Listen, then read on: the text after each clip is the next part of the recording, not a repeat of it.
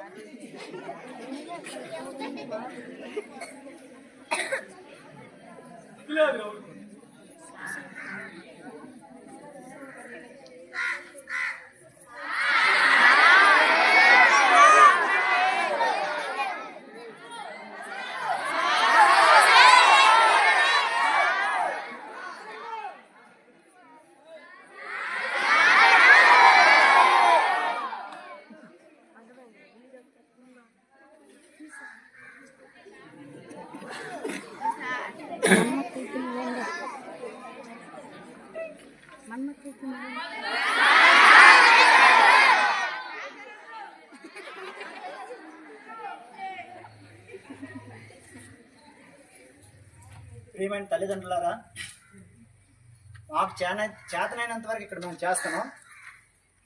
మీ పిల్లల్ని మీరు కనీసం కంట్రోల్ పెట్టకపోతే మీ స్కూల్కి పంపించిన వృధా అవుతుంది. ఎందుకంటే ఇక్కడ మా ఉపాధ్యాయులు మేము ఎంత కష్టపడి పనిచేసినా కూడా ఎలాంటి ప్రయోజనం ఉండదు.